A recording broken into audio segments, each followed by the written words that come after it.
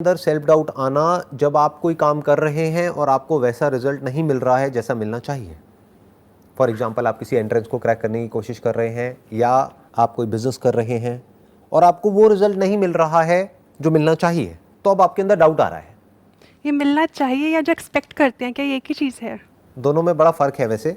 एक है जो मिलना चाहिए, एक है जो आप एक्सपेक्ट कर रहे हैं। So your expectations could be based upon imagination और your expectations are based upon reality. If it is based upon reality तो उसकी मैं बात कर रहा हूं कि जो रिजल्ट मिलना चाहिए। फॉर एग्जांपल, आप एंट्रेंस को क्रैक करने की कोशिश कर रहे हैं तो रिजल्ट का मतलब क्या है कि एंट्रेंस क्लियर हो जाए, तो रिजल्ट मिल गया, और नहीं हुआ तो रिजल्ट नहीं मिला।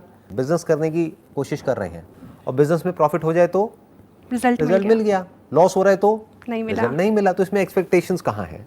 राइट। तो पहले देखते हैं कि अगर आपको वो रिजल्ट नहीं मिल रहा है, इसका मतलब क्या है? या तो आप जो कर रहे हैं उसको गलत तरीके से कर रहे हैं। फॉर एग्जाम्पल, आप बिजनेस करने की ट्राई कर रहे हैं पिछले 10 साल से और सक्सेस नहीं मिल रही है। इसका मतलब क्या है? आप एक ही पैटर्न को रिपीट करते चले जा रहे हैं, एक ही गलती को बार बार कर रहे हैं। तो कुछ अलग करो, या तो अलग बिजनेस करो या उसी बिजनेस को अलग तरीके से करो, या किसी बुक से सीखो या किसी पर्सन से सीखो। किसी भी तरह से कुछ नया सीखो और किसी नए तरीके से उस काम को करो अगर रिजल्ट नहीं मिल रहा है तो। हो सकता है you are more goal driven rather than process driven. दोनों में बड़ा फर्क है। बहुत फर्क है।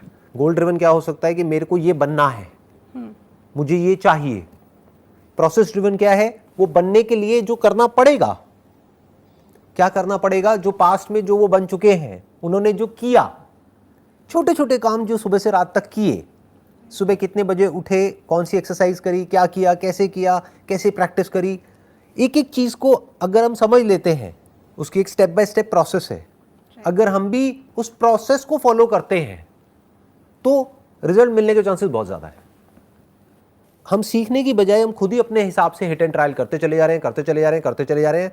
बल्कि ये भी कहना गलत होगा हिट एंड ट्रायल कर रहे हैं, क्योंकि अगर हिट एंड ट्रायल करेंगे तब भी सक्सेस मिल जाएगी।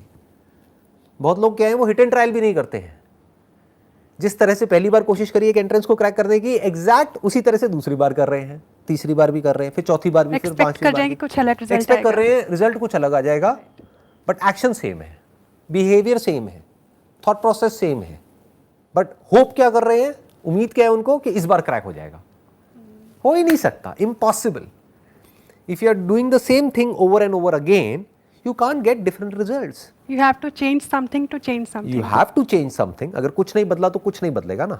Right. तो इसलिए from this particular standpoint, self doubt is your friend. वो आपके लिए अच्छा है, क्योंकि जैसे ही आप कुछ कर रहे हो रिजल्ट नहीं मिल रहा है तो डाउट होना चाहिए अपने ऊपर। ये इंटेलिजेंस की निशानी है।